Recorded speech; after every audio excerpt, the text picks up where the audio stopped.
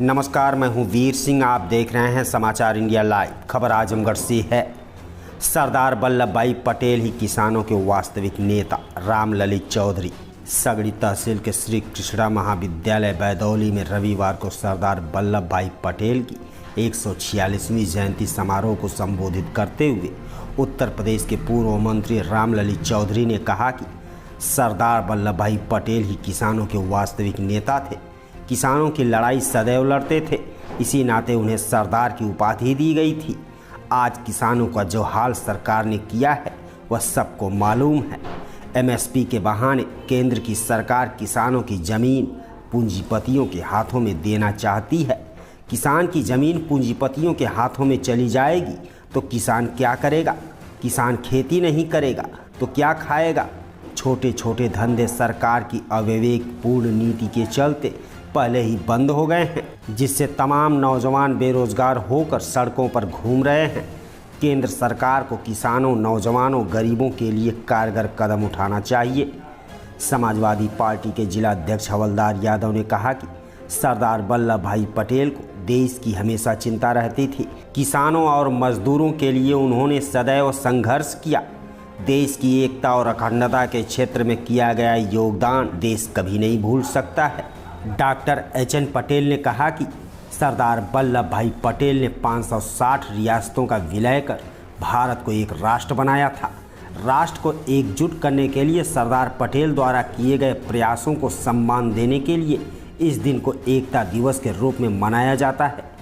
वहीं कार्यक्रम के आयोजक विद्यासागर पटेल ने सभी अतिथियों का आभार जताया और कहा कि सरदार वल्लभ भाई पटेल के विचार और बलिदान देश की एकता और अखंडता की मिसाल है।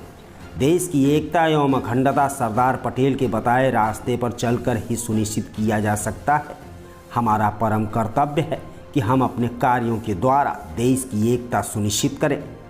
जयंती समारोह को शिवसागर यादव, सारिका पटेल, रामाश्रय राय, जयराम पटेल, हरिनारायण यादव, अशोक सिंह आदि ने भी संबोधित करते हुए उनके जीवन पर प्रकाश डाला।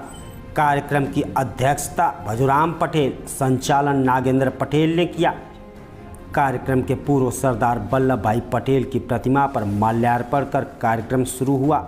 सभी अतिथियों का माल्यार्पण कर स्वागत किया गया। इस दौरान मौके पर राम सकल पटेल, नारद पटेल, श्रीनिवास पटेल, संदीप पटेल आदि लोग उपस्थित रहे। लौह पुरुष सरदार वल्लभ भाई पटेल जी स्पेशली किसानों के लीडर। और आज इस देश में किसानों का क्या हाल इस सरकार ने कर रखा है आप भली भांति परिचित होंगे। किसानों को उनकी पैदावार का सही दाम नहीं मिल रहा है।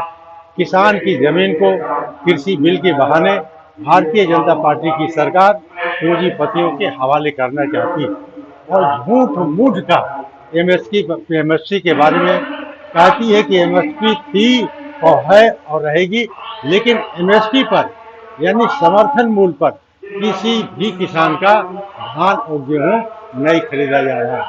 आज धान किसान का तैयार है, 1100-1200 से ज़्यादा किसान को इसका दाम नहीं मिल पा रहा है।